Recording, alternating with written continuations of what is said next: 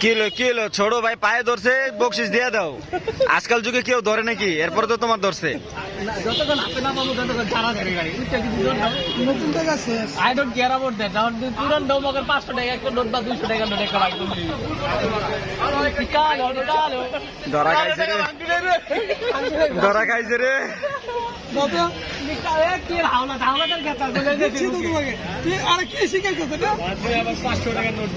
তুমি আবার 500 টাকা একটা নোট দিয়ে দাও। এটা কি করে? আয় হায় হায় হায়। কি এটা চকচক আপনি কি মনে করছেন? শ্বশুর বাড়িতে একটু মোড়া বান্ডিল এদিকে আবার যে পাতলা বান্ডিল, এটা কি না নতুন নতুন চকচক নতুন ধরো